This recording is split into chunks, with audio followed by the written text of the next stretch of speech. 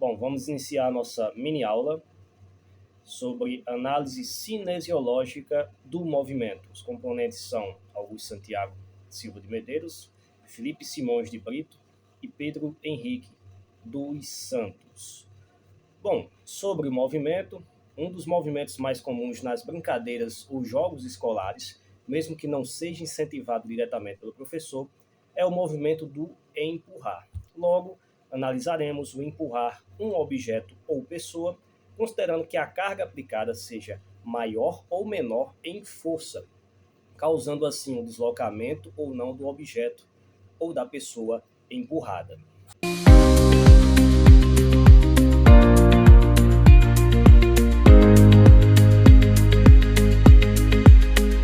Bom, sobre o tipo de ação muscular realizada, eu utilizarei este dado como recurso didático para melhor explicação. Bom, ao empurrar, o objeto ou uma pessoa, os músculos irão contrair encurtando, já que estão fazendo força contra o objeto, ao ponto de movê-lo, cessando a ação posteriormente. Essa é uma ação concêntrica. O músculo contrai, há uma contração, já que está entrando em contato com o objeto ou uma pessoa, e esse músculo ele encurta, ação concêntrica. Se o objeto está fixo e você não consegue movê-lo, seus músculos manterão a posição, nem irão encurtar, nem irão alongar. Isso é uma ação isométrica.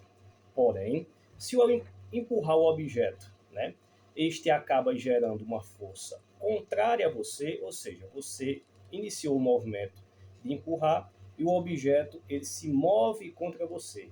O que é que você vai precisar fazer? Tentar frear esse mesmo objeto. Assim, seus músculos irão contrair, só que dessa forma, alongando para que seja possível resistir à carga adversa. Essa é uma ação excêntrica. Você está tentando frear o movimento que agora está se movendo contra você e, ao tentar frear, as suas fibras musculares elas vão esticar. Olá, eu me chamo Felipe e venho falar sobre os planos e eixos das articulações envolvendo o movimento do empurrar.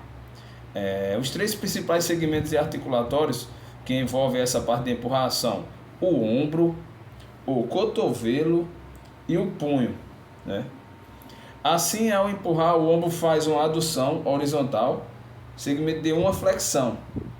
O cotovelo ele faz uma flexão e pode fazer também uma extensão.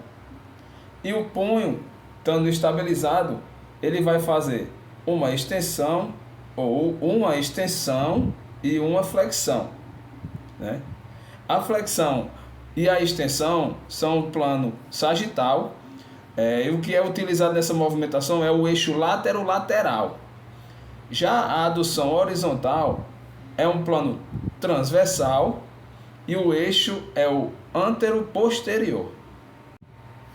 Dando continuidade, agora falando sobre a cadeia cinética, A cadeia cinética dos segmentos principais no ato de empurrar se caracteriza pela cadeia aberta. A cadeia aberta, os braços estão livres, no espaço para concretizar o empurrão. Há também a impressibilidade de como o sujeito irá empurrar. Logo, estas são caracterizadas como uma cadeia cinética aberta. Já se fôssemos empurrar um objeto fixo, fazer uma flexão, alguma coisa assim do tipo, empurrar uma parede, os segmentos distais, são as mãos, estariam fixas, estariam fixas, no chão. Assim, seriam caracterizados cadeia cinética fechada. Nesse movimento, existe alguns músculos agonistas que são chamados como motores primários, Podemos ver o peitoral maior, que é no momento responsável pela adução e os braços na horizontal, da extensão, no momento que ele empurra. O tríceps braquial, aqui, que é a extensão do cotovelo. Também tem o deltoide anterior, que faz a flexão e estabilização do ombro na hora do empurrar, e o extensores dos punhos, que é o final do vídeo, né? Quando os punhos estão estendidos. Dando continuidade, professor, eu falei agora dos agonistas, né? Agora vamos falar dos músculos antagonistas, né? Que o nome já fala um pouco. Nesse caso, né, tem o bíceps braquial, né? Que ao contrário do tríceps, ao invés dele estender o cotovelo, ele flexiona, né?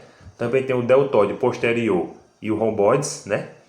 Que é o contrário do peitoral, né? Eles vão, nesse caso, vão retrair as escápulas e os flexores do punho, né? E naquela outra vez, naquela primeira explicação, os punhos ficam assim. Nessa, elas ficam ao contrário.